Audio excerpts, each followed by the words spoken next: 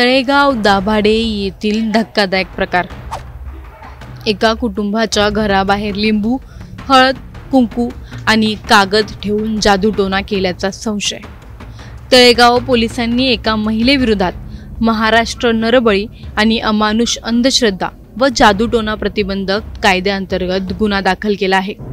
हे नेमकं प्रकरण काय आहे, ह्या सर्वात कोणाचा हात आहे, हे सर्व आपण ह्या व्हिडिओमधून जाणून घेणार आहोत।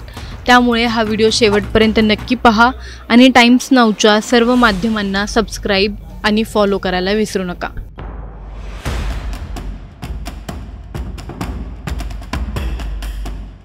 सहज दिसणाऱ्या एका पेढ्याच्या दुकानाजवळ म्हणजेच गरुड कुटुंबाच्या घराबाहेर 29 जुलै रोजी सकाळी एक विचित्र दृश्य दिसले।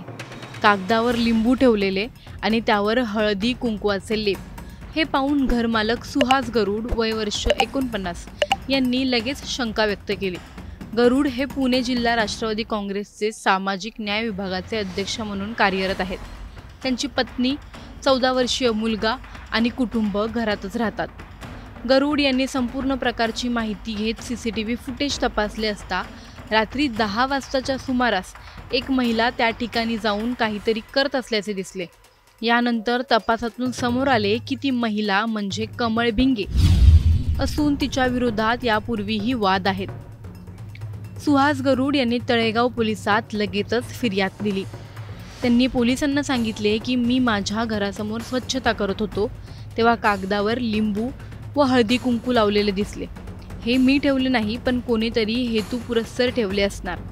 फिर्यादीवरून तळेगाव पोलिसांनी महाराष्ट्र नरबळी आणि अंधश्रद्धा निर्मूलन कायदा कलम 3, कलम 4 सह 506 भीती दाखवणे अन्वये गुन्हा दाखल केला आहे।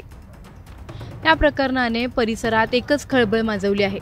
ताज्या तंत्रज्ञानाच्या युगात अजूनही जादूटोणा, अंधश्रद्धा यावर विश्वास ठेवणाऱ्या घटना घडतात, ही बाब चिंताजनक आहे। गरुड कुटुंबाने स्पष्ट केले की आम्ही अंधश्रद्धा ठेवत नाही, पण ही घटना आम्हाला त्रस्त करण्यासाठी मुद्दाम केली गेली आहे। तळेगाव पोलीस तपास करत असून आरोपी महिलेची चौकशी सुरू आहे। पोलिसांनी सीसीटीव्ही फुटेज जप्त केले असून परिसरात यापूर्वी अशा घटना घडल्या आहेत का याचाही तपास सुरू आहे। अशा प्रकारच्या घटनांवर कठोर कारवाई करून समाजात अंधश्रद्धेच्या विरोधात जनजागृती होणे अत्यंत गरजेचे आहे। अंधश्रद्धा, जादूटोणा ही केवळ रूढी नव्हे तर ती गुन्हा देखील ठरू शकते। तुम्हाला या संपूर्ण प्रकरणी काय वाटतं? आम्हाला कमेंटमध्ये नक्की कळवा आणि व्हिडिओ आवडल्यास लाईक आणि शेअर करायला विसरू नका।